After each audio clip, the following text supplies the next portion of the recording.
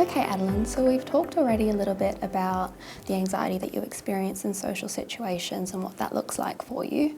Today I just wanted to go a little bit more in depth and talk a little bit about the kinds of factors that are maintaining this social anxiety for you, keeping you stuck in social anxiety, so that we both have a bit of an idea about the kinds of things that we need to work on in treatment and a better idea of what therapy is going to look like. Mm-hmm. How does that sound to you? Yeah, okay. Okay, all right. So I think the best way for us to do it is I've got kind of a blank model of social anxiety that we use to work through treatment that I'll give you to fill out, and I'll map it out on the board. And if you can just follow along and note down some of the stuff that's relevant to you so that we can refer back to it in treatment. Is that all right? Yeah. Yeah. Okay, so I'll give you this one and a pen, and we'll map out together. So you can see on the model that the first box there is the triggers of social anxiety, and there can be lots of different social situations that trigger anxiety. What are the main ones for you? Kind of talking to people. Yeah, okay. Like parties. Okay, so those kind of general social situations, parties. Mm-hmm. Any others, or are those the main ones for you? Phone calls. Phone calls? Yeah.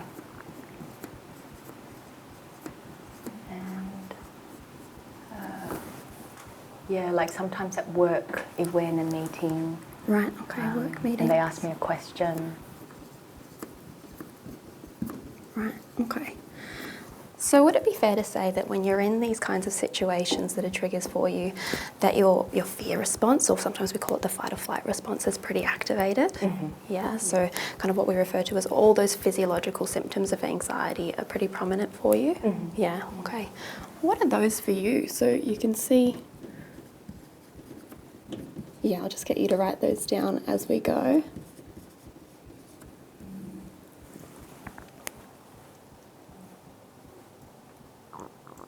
Yeah. So if we jump to the far right box with the fear response, what are those physical symptoms that come up for you in these situations? My heart starts to race. Yeah, okay. I get quite hot and sweaty. Yeah, okay. I feel a bit like butterflies in my stomach. Yeah, okay. So kind of that butterflies. Does it sometimes get kind of a nauseous feeling? Yeah, I start to feel quite sick. Yeah, okay.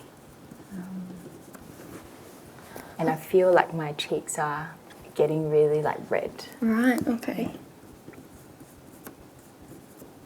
I'll get you to write these down as well as we go, just so that we've got a record of it.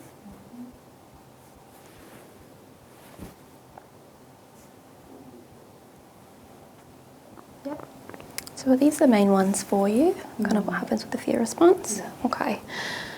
Do you think, Adeline, that kind of everyone has this response of racing heart, feeling really hot and sweaty, those butterflies and nauseous feeling and the red cheeks in these kinds of situations?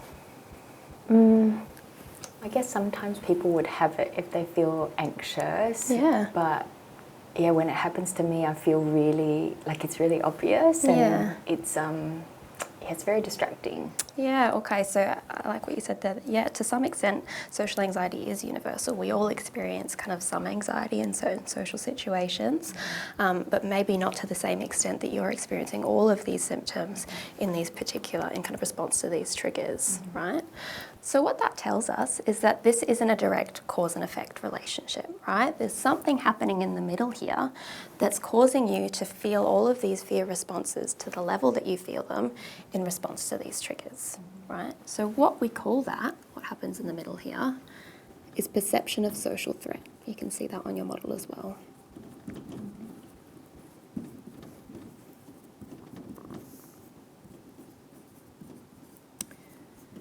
Now, there's a couple ways that we can perceive a situation to be socially threatening. The first way is we can expect that it's really probable or really highly likely that something will go wrong in a social situation. So if I'm thinking about kind of talking to people, if I expect that it's really likely that I'm going to say the wrong thing, it's probably pretty likely that my perception of social threat is going to be really high. I'm going to be feeling pretty anxious and experiencing some of these symptoms, right? The other way is if we believe that the cost of doing something wrong socially is really high. So what I mean by that is if I believe that talking to people, it's not that likely that I'll say the wrong thing. But if I was to say the wrong thing, then that would be a real disaster, and the person that I'm talking to might get angry at me, and then they might tell all my friends, and then they might get angry with me. Probably I'm still going to be feeling pretty anxious, right? It's like if there was only 1% chance that a bomb would go off, I'd still be pretty nervous about standing next to that bomb, right? Because even if the probability isn't high, the cost is really, really high. Is that making sense so far? Yeah, I think so. Yeah. Okay. So what that means is we want to target both of these in treatment, right? When we're trying to reduce this perception of social threat, we want to target both the probability perceptions and the cost perceptions. So the question we want to ask then, right, is what's keeping this perception of social threat going? So you can see in your model that we've identified kind of 6 main maintaining factors that keep perception of social threat going. So I want to talk through each of them today and see how they're relevant to you. Does that sound all right to you? Yep, okay. Yeah? Okay. When introducing each bubble or maintaining factor, it can be useful to try using Socratic questioning to elicit ideas about how that factor might keep social anxiety going. The aim is to develop an individualized formulation, which sets up the rationale for treatment. Thus, it is also important to elicit examples of each factor that are relevant and relatable to the client's own social anxiety, for example, the negative predictions they have, situations they avoid and safety behaviors they use, etc. This exercise involves using a collaborative approach between the client and therapist, with the therapist adopting a curious, exploratory stance. It also provides opportunities for providing psychoeducation about social anxiety, and for normalizing and validating the client's experience. So the first one that you can see there is negative social thoughts and images.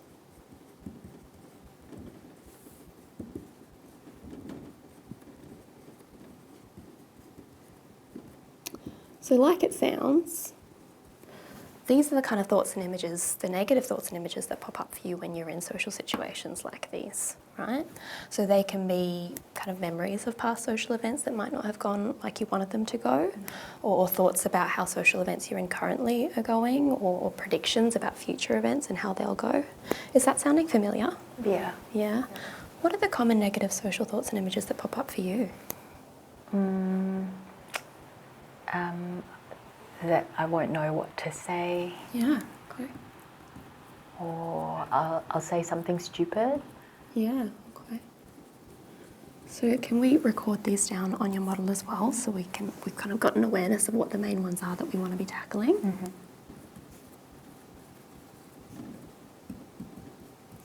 Say something stupid. Are those the main ones that come up for you in social situations? Mainly. Yeah? Yeah. Okay. When those thoughts are in your head, those predictions about how this social interaction is going to go, what do you think that does to your perception of social threat? I worry more. And, Yeah. Yeah. Absolutely. Okay. So these kind of negative social thoughts and images really serve to keep that perception of social threat high, kind of it sounding like the probability that you're expecting you'll say something wrong or won't know what to say is high. Is that right? Yeah. And maybe there's also some cost beliefs about what would happen if I was to say something wrong or say something or not know what to say. Yeah? Okay. Our next bubble is avoidance. So you can see that next one there.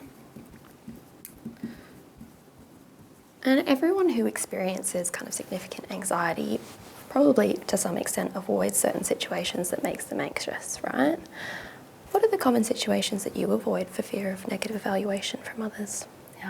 Those situations Kind of all over of there. these? Yeah, okay.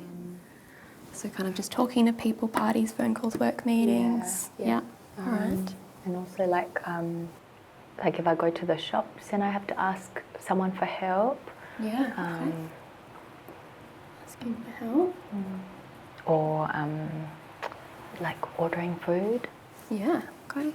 So it sounds like there's a few things here that kind of are related to that, just generally talking to people, but specific situations that you might avoid.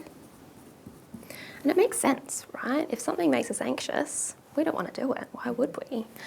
And in the short term, it's actually pretty effective. If we don't do the thing that makes us anxious, we don't feel anxious.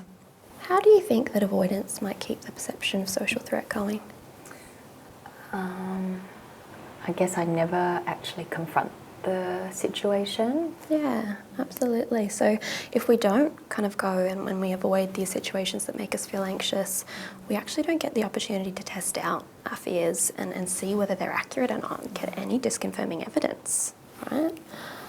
So actually, the more that we tell ourselves that we can't do something, the more we start to believe that. And it means that these thoughts go untested and our perception of social threat can get higher. On a similar note, our next bubble is what we refer to as safety behaviours. Is that something that you've heard of before? No, not really. No? Okay.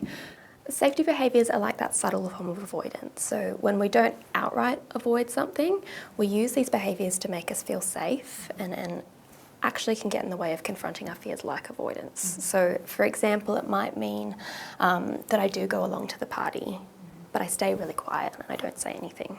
So I haven't avoided the party, but I've still protected myself from testing out the fears and getting any chance to test out these predictions, like the fact that I'll say something stupid or that I won't know what to say. Yeah. Does that make sense? Yeah, I do that one quite a bit. Yeah, so kind of staying quiet, even if you go along, yeah. Any other safety behaviours that you can identify that you use? Like if I have to go to like a party or if I have to go to the shops, I might get my partner or my mum to. Is that kind of a safety behaviour? Yeah, absolutely. So kind of I might capture that as bringing someone safe along, bringing someone else with you. A really common safety behaviour for social anxiety. It can be kind of difficult sometimes to identify safety behaviours in ourselves. Sometimes it's helpful to think about kind of what are the behaviours that I use in social situations that if I had to give those up, I'd be feeling pretty anxious about going along. All right. So the next bubble on our model of social anxiety, it refers to our self-image. So specifically, the image that you have of how you appear to other people.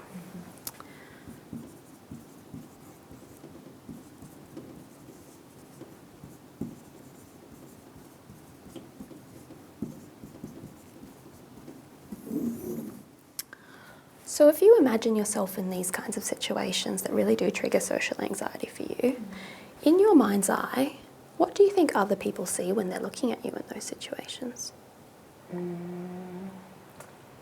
Like stuttering, Right. or lots of ums and Right, lots of okay. pauses. Okay, so it feels like other people will be really aware of the way that you're talking. Okay. Anything else that kind of, if you picture yourself in your mind's eye? The red cheeks, like it feels really like I'm going very, very red. Right. Yeah. Yeah, and I worry that other people can see, like it starts to kind of go through my my face. Okay. Yeah. When you hold that image of yourself in mind and kind of imagine that that's what other people are seeing, that you're kind of looking really red and hot and stuttering, what does that do to your perception of social threat? It certainly makes me more self-conscious. Yeah, absolutely. Not a super helpful image to be having in mind, right? Especially because we know that people with social anxiety disorder tend to have a more negative image in their own mind's eye than what other people actually see. So that's another really important one that we're going to be working on in treatment and talking about ways that we can start to develop a more realistic image of how you do appear when you're anxious and whether it's as obvious as you expect. Our fifth bubble refers to our attention. So when you're in these social situations, again, if you imagine yourself in these situations, where's your attention? How I'm feeling. Yeah, absolutely. Yeah. So kind of, it tends to be that when we're feeling anxious, our attention's pretty focused on ourselves and our own feelings and emotions. Yeah, okay. Have you ever found when you're in social situations, you do the kind of scan of the room? Like where I can sit so that I'm closest to the door if I have to leave. So the kinds of things you're looking for is that escape route where I can be. Anything else that you're looking for? like other people's reactions. Yeah. Like whether they look at me funny.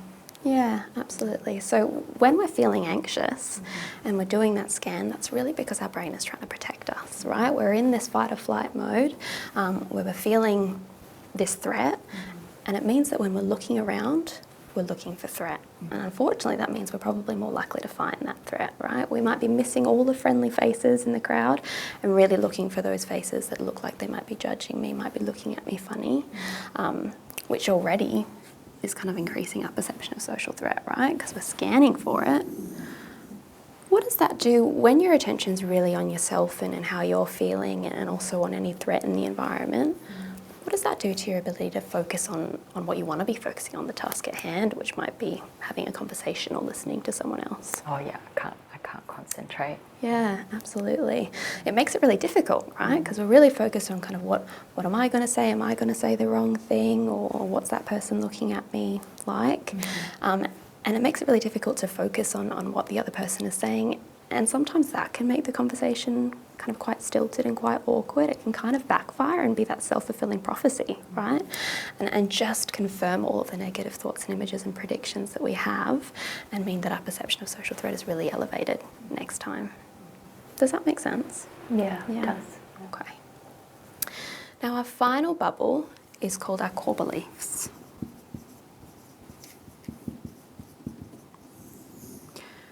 And we all have core beliefs about things like ourselves, about other people, about the world around us.